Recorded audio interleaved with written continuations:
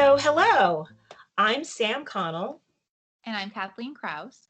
and this is our podcast. So, this is our third episode of our new and improved book, Solid. And we've chosen today a book that Sam is going to intro for us that is sort of a good adult read and a good teen read because it was a Nutmeg nominee in 2020, but it was actually published for adults.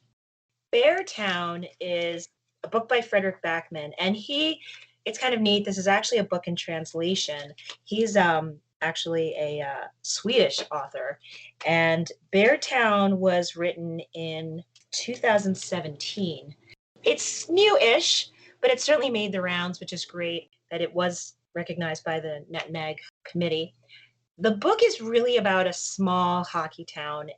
It's very dramatic. It's very powerful. It talks about hockey the way some real die-hard hockey people think about hockey, where it's almost a religious experience and the whole town is in on it together. The bulk of the book deals with the fallout with high school kids and a rape that happens at a party. It's pretty graphic. And did we give the spoiler warning yet? We didn't. And this Okay. will be our earliest spoiler warning to ever appear in any of our podcasts, I think. So, yeah, we're going to spoil everything.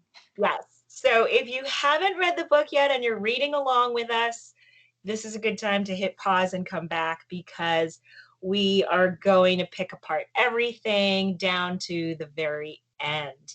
So what did you think, Kathleen? So I was really curious how I was going to respond to this book because I know that you are a huge hockey fan. You are all about that world, and I am not a sports person at all. So I was curious, but I know that people who don't like sports love this book.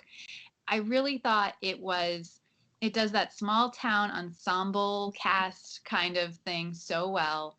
It was fascinating. The writing was really great, even though it's in translation. I mean, all of the sentences come across as just really beautiful. So I think the translator did an excellent job in that. I really did enjoy it. You know, I was glad that this isn't something I would have picked up on my own, but I was glad that we did choose to read it. So I'm curious from your perspective as being the hockey fan, what did you think? Few things to address here. In terms of it being a book in translation, you know that I'm a big proponent of we need to read broadly and diversely, and a big part of that is reading books in translation so that you're getting a uniquely different point of view than someone who is natively writing in the English language. I also felt that you couldn't get a sense that it was in translation because it's poetically beautifully written in English. I think his voice is unique. I know Fredrik Backman writes across a lot of different topics. So I was really surprised that he was going to write a book about a small hockey town, but he does it so well. His voice is interesting. On one side of it, it's extremely observant. These characters come alive, and I agree with you that an ensemble cast, each person feels real. It's not the kind of character development where each person serves a purpose. Each person feels real with nuances of personality. The way he writes is powerful. It's cutting, but it's witty and funny. It's almost like you are getting to hang out with your friend and sit on a street corner and observe this town. And this friend is just funny and witty and cutting and maybe not being so nice in the observation of the townsfolk, but you absolutely want to sit next to this person and hear more. So I loved the writing style. As a hockey person, I absolutely got it. I loved it. I think he almost went a little too far in just how deferential people are towards hockey and how he started to speak in absolutes in terms of love, religion, and hockey. And I think that gets a little heavy-handed, but for the most part, the sacrifice, the love of the game, the intensity that the whole town feels about this town. And so basically this hockey is the only thing good about this town. It's sort of this rundown small town in the death throes of what might have been some industry in town supporting people living there, and it's really falling apart. It's socioeconomically depressed, and everyone is like, but at least we are here and playing hockey and we have a rink. This is what people do. I think the town was built because factory workers needed something to do on their one day off, and it was hockey. But what did you think of the end?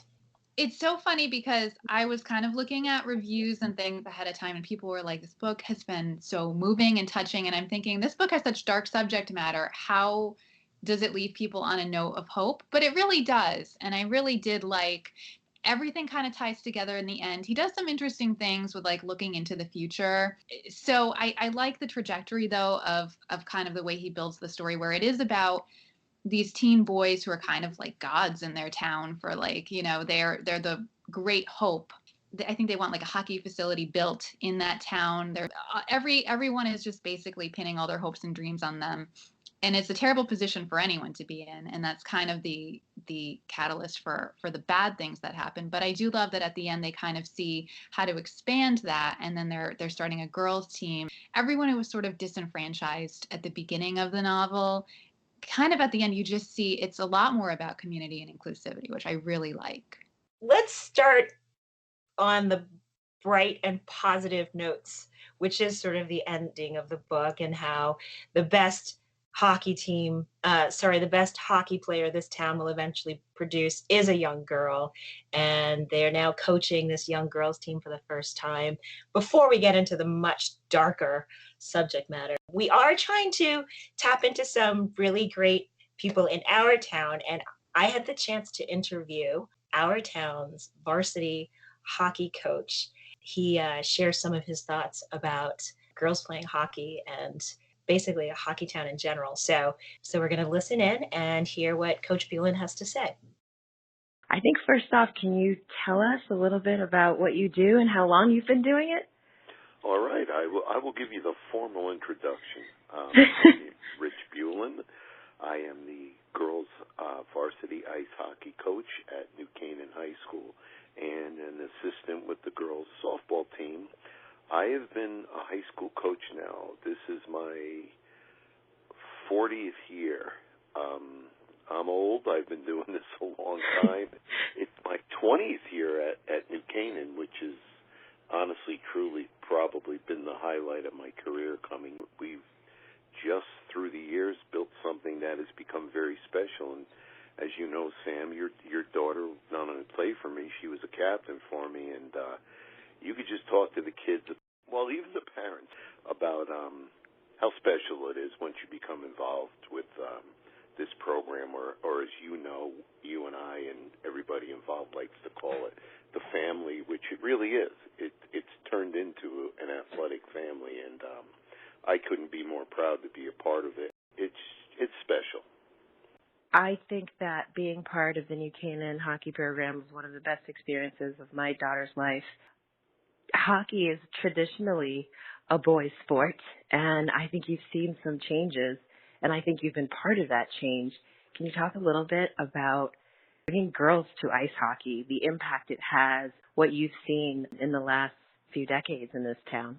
Hockey's just different. There's something different about the locker room. There's something different about the camaraderie. There's something, it's just different. And I think the first thing that we did as a coaching staff, we treated them like the boys.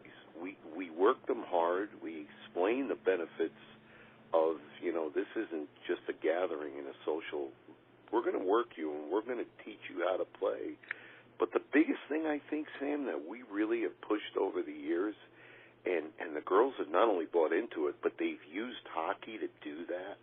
These girls have it's a different breed. They come in and they're not only competitive athletically, but they understand that they need to go make a difference in life. And these girls have just gone above and beyond. They embrace it all. They embrace the social responsibility. They embrace the academic responsibility and more. I mean, you just by our record, they embrace the athletic responsibility. And I think that's really been what has brought this group to the forefront is people get to know them, whether it's through the advertiser or patch or going to the games or just being a part of it, and they realize, wow, this is like a big picture, kind of program. We want them to understand the big picture, that all of it's important. I couldn't agree with you more. I know you've seen hundreds of girls come through the program, but from my experience with my daughter, I've seen the confidence that the sport has given her, the friendships, the intensity, the fearlessness, the bravery.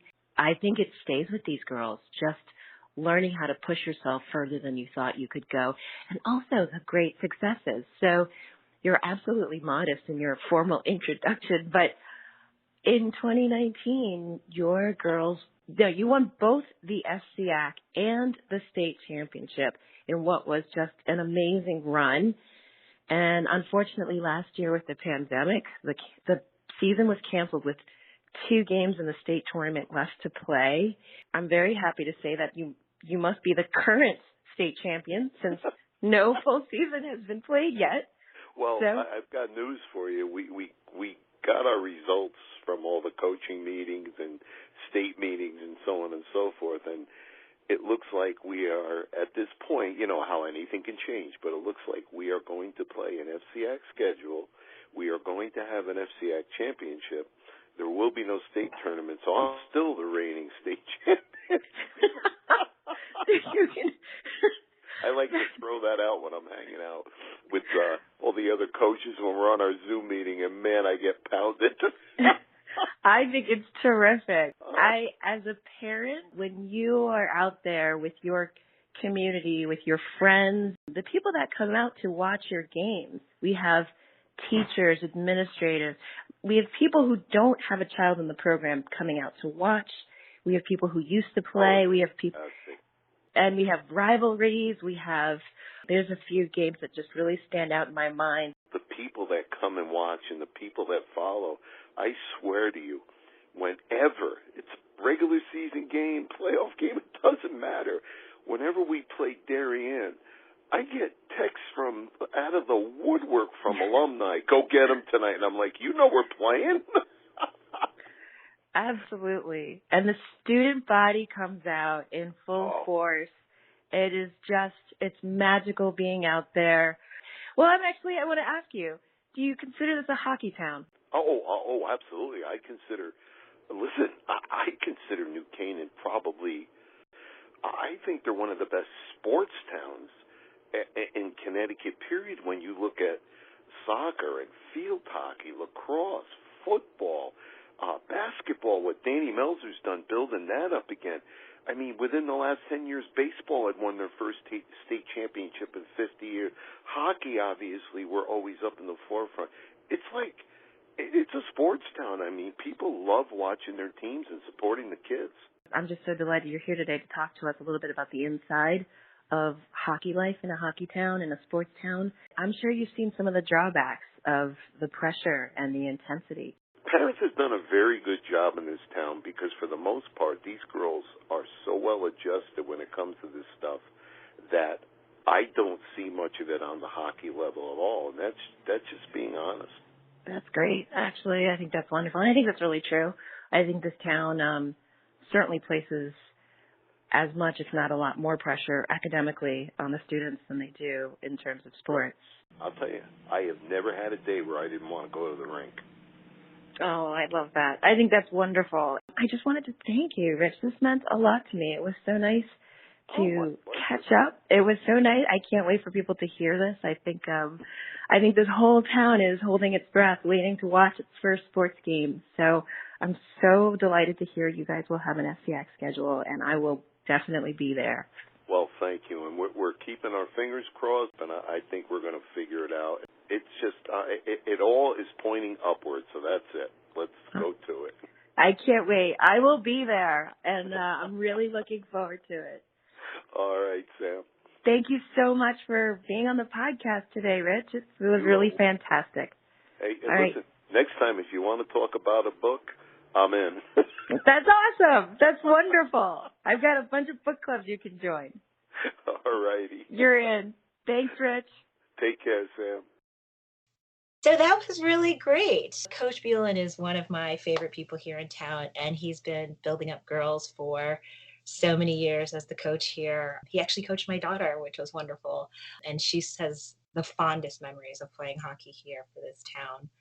the book ends on this great, hopeful broadening of this hockey to girls in town, but the bulk of it's pretty dark. And so I guess I didn't really answer your question at first, Kathleen, but it's a book I loved that traumatized me, which, you've done that to me with a few books.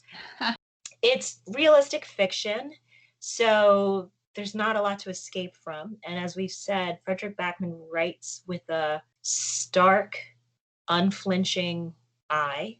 I'll be honest, I cried through a lot of scenes. The actual rape scene is awful. The fallout is awful, but the author really treats the subject matter well, I feel. It's powerful. You can see the impact, not just on this young girl, Maya, but also the misinformation, how it tears apart the town. And, there's this one scene where someone says, don't put us in a position where we have to choose sides. And the answer is, but you already did. It's a book I loved. It was difficult reading that you can't look away from, which I think really speaks to Backman's talent. I think we do tend to choose books that are traumatizing, and so maybe this is perfectly within our wheelhouse. I think one of the things that had me hesitant to get started, though, with this book is just that I knew what was coming. I knew kind of what the plot of the book was going to be, and how do you just dive headfirst into that? But what I will say about anyone, well, hopefully you're not listening if you haven't read it, but if you were hesitant, the thing that I thought was great about it was there were moments where, I don't know if I would say they were light moments necessarily, but even just moments, glimmers of like hope, or like people who were doing the right thing, or at least weren't doing the exact wrong thing. One of the things that I think we see is just the parents are some of the worst people in this book, in the way they attack this poor girl, and kind of framing it in terms of like, well, of course, it's a very serious allegation. It's a very serious, but not giving her the space to say, and, oh, she must have been confused. Oh, she must have, trying to frame it as if they're caring when they're just completely destroying her life. That I think that was maybe the hardest thing for me to read, even more so than the behavior of any of the teen characters. What was really hard for me was that the perpetrator of the rape is himself technically a child. He's 17, Maya's 15. And you can see he's really written to be scared and upset. And it's really, I was very surprised to find myself seeing the parents as villains rather than Kevin as the villain at some points, because I feel that with Backman's writing, every other page has something quotable. So I wish I could say it the way Backman did, but he talks about what happens to Maya is over in a few minutes for the rapist, but is never over for Maya. And I felt just devastated by the endless injustices she had to experience when she returns to school, just the parents trying to manipulate her, people recharacterizing who she is, what she did, and just being marked as a pariah walking through the halls of her school or even in the cafeteria. I feel that the characters in the periphery are just brilliant. And I know what you mean by those little lighthearted moments, keeping this from being just heavy and dark. When Benji helps her in the bathroom, or Amat's characters, someone that I was just loved Amat. I thought he was just such a wonderful kid who was all heart, and he's the one who walks in and is actually a witness. Maya's younger brother, Leo, sitting down with her in the cafeteria, just all of these moments. And as terrible as the rape scene was, what really sort of broke me down was when Maya eventually tells her best friend, and then when Maya eventually tells her two parents, and how shattered they are. I thought, I was surprised as I was reading this book. I thought that would sort of happen towards the end and we get the build up. The rape happens pretty early in the book, and there's just many, many chapters dealing with what happens afterwards. Backman also writes jumping around from person to person. He plays with time, he plays with foreshadowing, he plays with different points of view.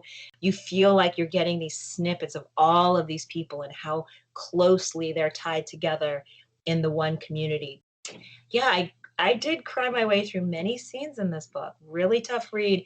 But we've talked about this before, whether you're reading this as an adult or, we still have a lot of teen and young adults reading along with us. I'm often surprised by how well they handle a lot of traumatic subject matter. In many ways, I think it's harder as a parent to read these things than it is to be a teenager reading these things. Well, one of the things that I think is interesting is Maya's father has this kind of insight, and he's like the general manager of the hockey team, and he says that she's going to be okay. He knows that she's going to make it through this, but it's so horrible that her making it through this is going to make people think that there's nothing wrong or something like that, which I thought was a great line, because I think that's true. You can kind of see these characters who, whether or not they believe her, and I think a lot of them don't make space to believe her, they just don't want to consider it either way because that would be inconvenient for them. And you can see that as time goes on, as things change, it doesn't affect them. It's not part of, they've just completely pushed it aside. And then you see her kind of turmoil and her sort of trajectory from like, how do I deal with this? And then that ending, which is so, I didn't know what was going to happen. It's very tense, where she goes out into the woods. She's been watching Kevin run and timing him, and it's so elaborate. And then she of course has the gun pointed at his head, which is foreshadowed in the first sentence of the book. But just that moment is really, it's interesting to see that that's kind of her way of coping, I guess. And it's her, so she's like, I'm basically going to make him as afraid as I am. I'm going to make him feel something of what he's made me feel, to be essentially afraid of the dark. I thought that was a really interesting way to kind of show her. So it's, it's not this story of triumph where she gets over it and everything's great, but it is just all of the thoughts she's having and how is she working through it. And she at one point thinks either he has to die or I have to. I struggled with that. I think I was with Backman every step of the way. I think he was so honest, painfully honest. I was a little bit uncertain about how Maya comes out the other side at the end of this book through this act of vengeance. So for most of that part, the reader is assuming that she's actually going to kill him. Her best friend assumes she's going to kill him. I don't know. It doesn't sit well with me, that violence, even that non-intentional violence with the gun and to actually pull the trigger, even though it's blanks. I don't know. I guess there's two sides of it. I don't know that I believe in the vengeance story arc for my realistic fiction. And I don't know that that's something accessible for someone who's gone through sexual trauma, that I'm going to get a gun. I don't, it's hard for me to stay with that. I think it's interesting because it is a weirdly sensationalized kind of moment in a book that's more grounded in reality for the most part. I think what I did like about it was that it's morally ambiguous at best. It's an action that I think even she would say is not necessarily defensible, but also has a point, has a purpose for her. So I liked kind of how just morally gray it was. And she is a teen. So I think, maybe part of it is just, this is the best thing she can come up with to make someone see or feel or hear what she's going through when there are other avenues that have been kind of closed to her. It is a very odd kind of specific resolution or non-resolution in a way. And then we kind of see in that 10 years down the line, maybe more of a resolution to that, in that he finally kind of confesses this to his future wife. I think that's one of the real bright spots of the book. I think it's one of the few books I've read about sexual crimes or trauma where you get a fly on the wall view of these gut wrenching and honest conversations between people. And a lot of the real drama isn't between Maya and Kevin. A lot of it happens between people who are in the periphery. And I think another thing that's done very well in this book is how something like this can shatter an entire town. And the friendships are either strengthened or completely ruined. Relationships between siblings and relationships between parents, people's jobs, people's careers. It's a fascinating look into life in a small town and how one thing, one moment can really shake it to its core. So I think kudos to Backman. So I guess the long answer to your question is yes, I loved it, but I'm pretty traumatized by it. And I think that's fair, and I think that's intentional. It's the kind of thing that it felt right to read in the freezing January weather, but not a beach read. Definitely some heavy stuff. I do like just the way he ties everything together and sort of interrogates sports culture, like just showing both the great side of it and the downside of it. I thought it was just very thoughtful about so many different nuanced kinds of discussions on these group dynamics, the small town dynamics.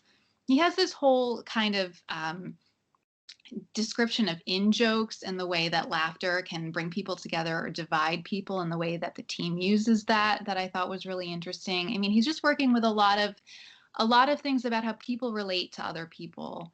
So I think if you love a good character study, or the study of, dozens of characters, this is the kind of book that you would like. So do you have a quote for us? I do. And it's so funny because I was looking at the quotes that I had highlighted. I didn't expect to pick one that was only kind of tangentially related to hockey and wasn't from a main character.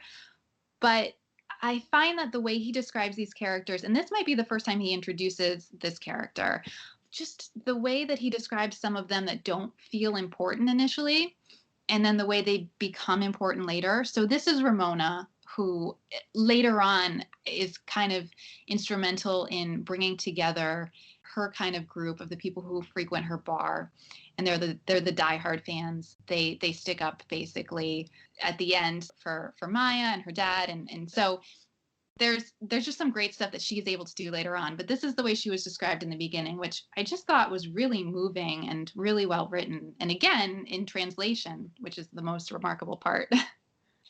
Loneliness is an invisible ailment. Since Holger left her, Ramona has become like the animals in the wildlife documentaries she watches on the nature channels on the nights when the sleeping pills don't work.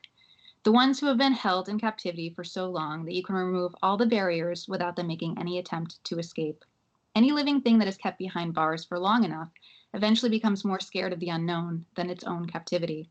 At the start, she only stayed indoors because she could still hear his laughter in here, his voice, and the way he used to swear when he stubbed his toe on the low step behind the bar. A whole life together in this building, and he still couldn't figure out where that damn step was. But isolating yourself happens faster than you might think. The days blur together when you live more on the inside than outside, and the years continued to pass by on the other side of the street while she desperately tried to make everything inside the bearskin and the apartment above it carry on exactly as it was when he died. She was frightened she would forget him if she went out into the world, that she might go to the supermarket and come home to find that his laughter was no longer there. Then suddenly one morning, 11 years had passed, and everyone but her boys thinks she's lost her mind now. She became a time traveler trapped inside her own machine. Oh, you really see that there. Backman doing what he does so well, which is creating a character, a lovable character, using little details to really fill out a world of information about someone. And I just love that time traveler stuck in her own machine. And you can just talks about grief, it talks about loneliness, talks about survival. I think people who follow Backman and read his titles are readers who love character studies, and you will certainly be rewarded with that in Beartown. Backman applies that treatment to everyone you meet along the way. It is. It's having a great wingman at a cocktail party. Definitely. So if you enjoyed Beartown, we have a few read-alikes for you. Fredrik Backman also wrote A Man Called Uwe. Is that correct? I know that's really it's Uva? it's spelled O-V-E, Ova. We looked Uva. it up Okay. last We time. looked it up. I think it's Uva. I'm not Uva. sure A anymore. Man Called Uva. It's spelled O-V-E, and that's, oh my gosh, that's another fabulous book where there's this curmudgeon-y character that will stay with you for always. He also just came out with Anxious People, which I haven't had a chance to start yet, but I will tell you, here at the library, we have lots of holds on it, and everybody's anxious to read Anxious People. You're welcome. In terms of treatment of this really horrific trauma, I think Laurie House Anderson's Speak is probably one of the best books I've read on the subject. So our podcast is really for young adults, new adults, and forever young adults at heart. And I know people who've read that as a teenager or as an adult, and it's powerful. She also came out with a graphic novel version, which I have to be honest, I've been hiding from. It, I don't, I don't suffer trauma Okay. well, and so I read the first book, and I'm not ready to quite go back. I will be, perhaps not after Beartown, but soon. And if you really love a Hockeytown book, I have two recommendations. The first one is Michigan versus the Boys, and that's a totally different take because that's the girls' hockey team gets disbanded, and this one high school girl, joins the boys' varsity team and deals with a lot of similar toxic male energy, and what she does to deal with that situation is great. And the descriptions of the hockey in that book is really exquisite.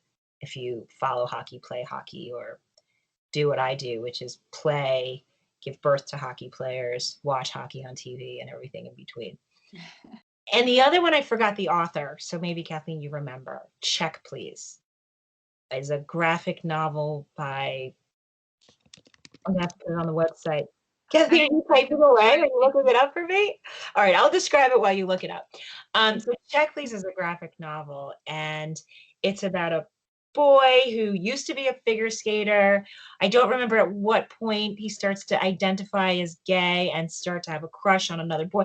It's handled so well. It's not trauma drama. You're going to laugh and have so much fun with it. He's a baker. What's the name of the author, Kathleen? Ngozi Ukazu.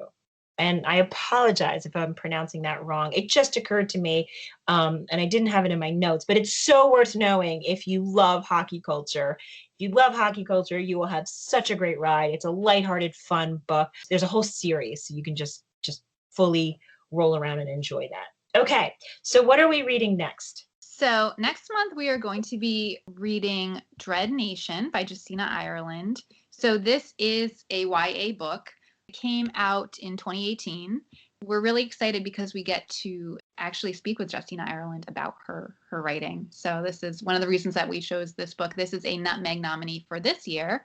So you may have seen it on our shelves. So this one I think should be a lot of fun. I've been reading a lot of horror as the pandemic just gets me down. Somehow horror is the thing that kind of helps. So this one in that vein is it's like a zombie story.